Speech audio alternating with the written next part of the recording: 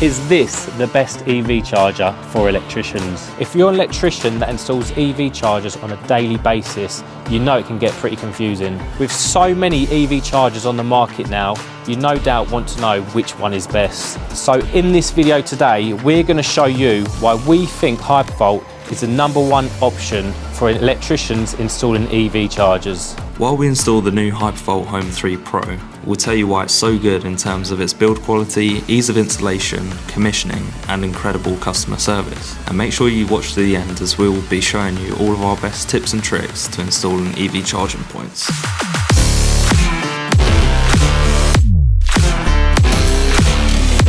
Do you know what it's from? Nah, I don't think so. What is it? Have you got a Google thing where you scan a photo and it tells you? It's like a carton, you froze stuff or something like that, I think. Morphin? Yeah, it was Art Attack or something.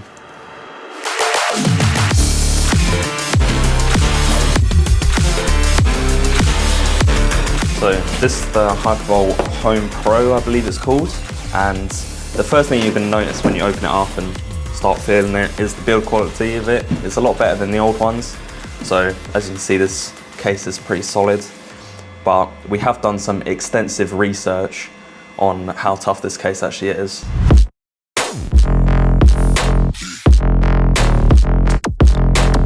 It's pretty solid, and a lot of people can be worried about hitting it with their car, hitting it with different things, water getting into it, but just like seeing the build quality and everything and just seeing how it's made and how solid it is, you kind of, you know, out of sight, out of mind sort of thing. Basically, the charger's going to go on this wall here. This is where the customer has requested it to go. We're just going to notch out here, run the cable low level, run it along this flower bed down here, all the way to the front of property here. And then what we're going to do is just going to curl it up, come through. We're not going to go through the door frame. We're just going to go straight behind the brickwork slightly. We'll bring it through. And what we're going to do is we're going to clip it along the high level against the ceiling. We're actually going to put in some trunking just so it's not on show. We'll bring that right along to this cupboard. As you can see, I've already drilled a hole slightly already. And we're just going to bring it down and turn that into the fuse board on a new circuit. We're not going to bore you with the install because you've seen many of them. We're actually going to show you the brand new Hypervolt because it's got some interesting features that are pretty new to it.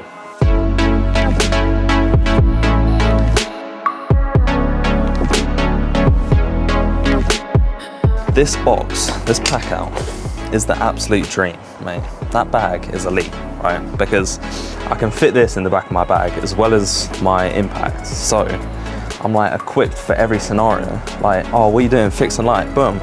You got plasterboard fixings here, yeah? You got Wagos for your light. You got washers, you got crimps, everything, mate.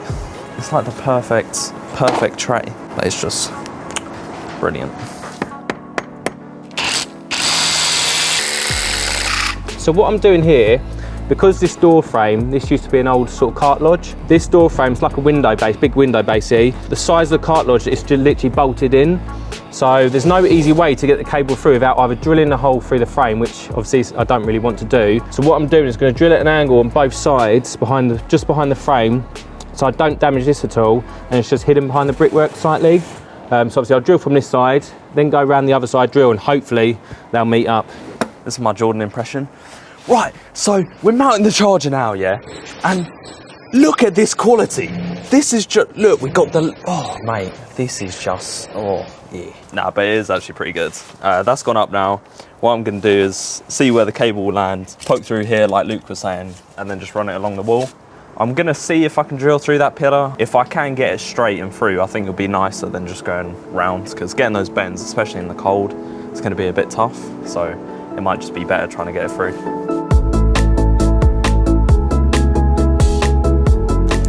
Oh, even an electrician if you don't use your teeth still. Ow, that hurt. So the cable we're using today is called EV Ultra, and it's made by Doncaster Cables, and we pretty much use this on every single job, not only just for EVs, but also when we need to run in a big cable with some data with it. Installing them with car chargers is just so easy, because I've seen so many car chargers where they install just the main cable and they'll also have to run a cat cable with it. So this way, basically, you just need one gland, one staffing gland. You bring it into the charger, and you've both got both your data cable and your cords that you need for the charger.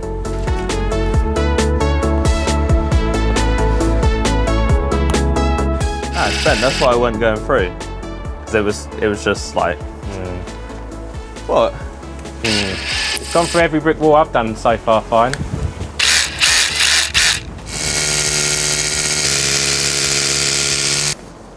In foliage. Goddamn nature. Try not to fall into this pond situation we've got going on. I've gone through there. As you can see, I've poked out a tiny bit lower than what I wanted. I'm gonna widen it out, hopefully aim a bit higher, just a tiny bit. But if not, what I can do is drill from that side down an angle, so the two holes will like meet up, sort of like that. And then it should flow through all right. But I'll just make sure it's wide enough so it's got a bit of leeway. At the beginning of the video, I forgot to mention the reason why we run it in trunking along the ceiling level is because we can't actually go into this ceiling. Before we come, we did a test on it. Well, we sent someone out to do a test, and it actually contains some asbestos in it. So that's why we can't damage the ceiling at any tool, not to disturb it, basically. Mate, these thorns keep on sassing me, yeah? Yo, you don't want to toe-to-toe with me, yeah? I'm losing.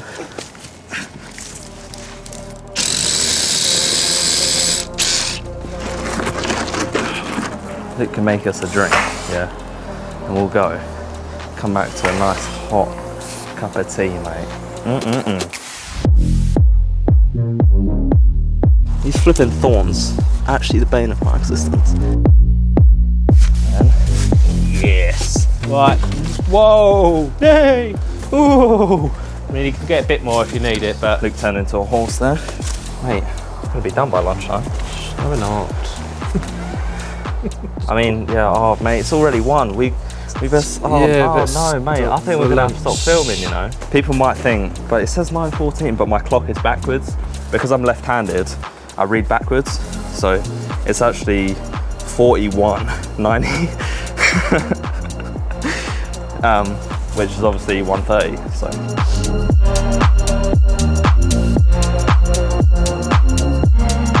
Here's a little tip when drilling little holes in the trunking, so you can fix it to the wall. My holes would never obviously bang on sometimes, so if you just get a step up bit, you can even go up 2 sizes, because when you have a screw and a washer, it will sit over there, so you've got that little bit of room to play with, fix it into the wall. So it's just a little tip. Obviously people have been doing it a long time will know straight away, it's a basic thing, but yeah, no one really showed me it and I only just found it out a few months ago. If you widen the holes slightly, obviously your washer, if you put a washer with it and it goes through, so obviously you've got all that room to play around and try and line it up with your fixing. It's just a really handy little tip that I found useful.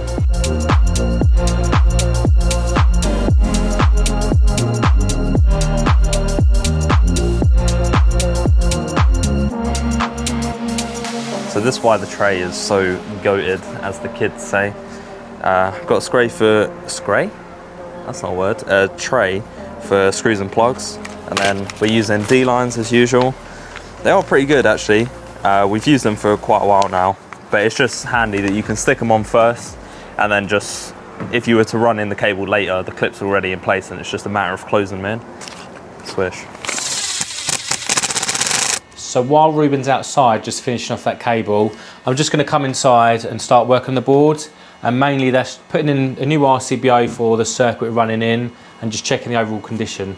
I used to watch Artisan while I was training at college and even before college, so I'm just going to talk about a few of the things that I'm doing inside the board, and obviously this isn't aimed at the electricians that are fully qualified and been doing it for many years. This is more for the people that was in my position a few years ago, and they just want to know, because obviously you can install these on a daily basis, but no one knows the reasons why you need specific types. The RCBO that we're using today is a B32 and it's a type A. So once I get this in the board, I'll explain a little bit more about it.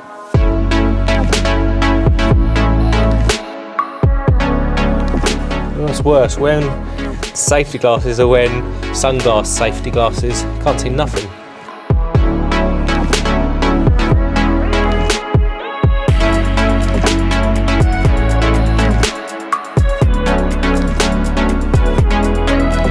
The way you tell if a RCBO or an RC is type A or type AC is 2 ways really. It's either written on it that will say type A or type AC, or you look at these little sine waves. So this one has 2, same as all the others. So 2 means it's a type A RCD or RCBO, and one sine wave, if it just had one squiggle, it would mean it was a type AC. In this board, we have the surge protection installed inside, but on other installations, you can have it on the outside, mainly around where the main meter, it'll be incorporated into the isolator. The reason we install these in installations now is because basically in event of like a lightning strike or a surge of electrical voltage, it basically protects everything. So if your car charges on charge, computers, this will absorb all the high voltage and draw it to this little cartridge that's built inside. So we've got the cover off it now because it's ready to get mounted, but just take a look inside. So we've got a lot more space initially than the last one. We've got some knockouts. They're not actually knockouts, which is good, because sometimes with these, when you try to knock them out, you end up knocking out the wrong hole. And then you got to like either get an adapter for it or try magic your way into it. But yeah, overall it's a lot more rigid, I feel like. And to be honest, this can be my brutally honest opinion, yeah? I kind of hated the last one because there were a lot of things about it that I just didn't really like installing it. Like the flimsy clip cover things and the way it would click in for the LEDs and stuff like that. The space was a bit tight and it wasn't great, to be honest. But this one, they've actually improved all of that. So I was sat here wondering why I have so many screws, because I've already got the ones all for the cover, and then I had a bag of these. But then I thought, why do I have so many? But it turns out they've just added in a spare of each screw that you have, which is good, because screws, especially when you're trying to get the cover on, it's so easy to drop into like a pile of pebbles, something stupid, and it's so easy to lose. But yeah, it's good that they give you spares. Okay, so on these long winter days when it's really chilly outside, I like to use this. Okay, listen to this actually, mate. Yeah, cooking. So good. I'll leave a link in the description below for one of these. This is another good part of the Hypervolt now, is that it's got a mounting bracket along with this, which I've been looking forward to from Hypervolt for a while. And it's even better than I thought, because they've also got a holster drill template in the middle. Them holsters can be a bit kind of awkward to put on and measure and even get it level. You kind of just have to guess. But yeah, that's a really good feature actually. To put it on this bracket, you literally just put the bottom down there and then push, and then you just got a screw that holds it to the top, and then that's it. You're just working with an open Hypervolt now. Another tip that I thought I'd just mention it's something basic, but it's sort of something that you learn by trial and error, or at least I did. So what I like to do now is measure, say, 15 centimeters off both sides of where you're clipping in between. So then you've got a set distance where you've got a bit of wiggle room to get it up into stuffing land, bend it, or something like that, and then measure in between, and then get your clips off of that measurement. Because if you go with a set measurement, chances are it'll be an awkward kind of distance. Either it's too big and then it'll be like different measurements, or it's just easier if you have two set ones and then measure in between. So I thought I'd just share that. So tool of the day are these Starrett bits that Luke got. They are proper solids and you can just get them on Amazon. But yeah, they come with a cheeky little case with a handle, so you can act like it's your little purse, mate. But yeah, there'll be a link in the description if you want to get some. Okay, one thing I want to mention before I put this away is the rear entry on it.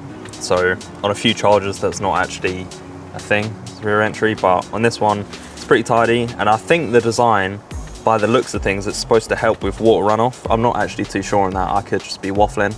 In fact, I definitely am waffling, but it could help with it. So it's a pretty good design.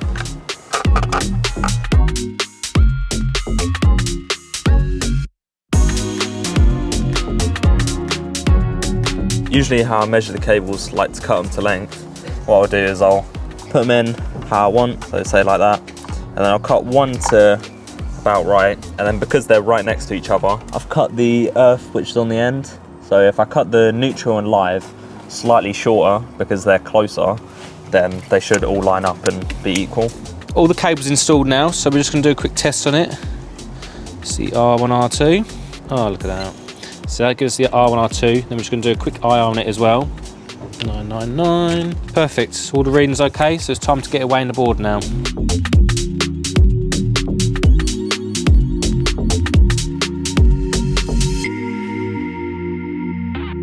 So I'm just reading this book while Luke's working, just to find out the load management. So it depends on the main fuse size. So here we've got a 60 amp main fuse, I believe. So I've got to check what it is. It's 6. You used to have to search it up, but now it's all in this booklet. Yeah. Jeez. But yeah, we'll change that now, and then covers should be able to go on. So the expression, "Oh, I know it like the back of my hand." It's like, okay, but would you actually know the back of your hand if it was lined up against like 20 people? Do you reckon you would actually be able to tell, like, that is definitely the back of my hand? Because if you don't, then stop using it, yeah? Because I know the back of my hand, yeah. I think it's this one. Yeah, check yourself before you wreck yourself.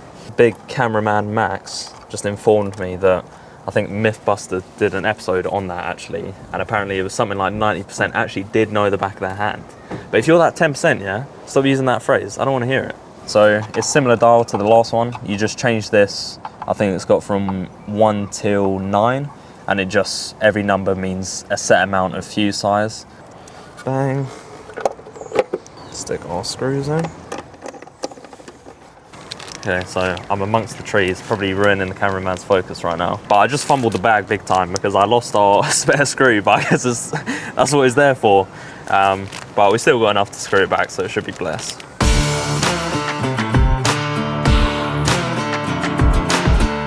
Because I think it's 10 meters, this tether, it's quite difficult to wrap around and make it look nice with the holster. Also, new holster, much better. But yeah, overall it's been pretty good. Quite happy with the new one, to be fair. Like I said, I wasn't a huge fan of a lot of stuff on the last one, but it seems that all of it's been improved, to be honest, which is good because Hypervolt's taking in feedback and actually doing something about it.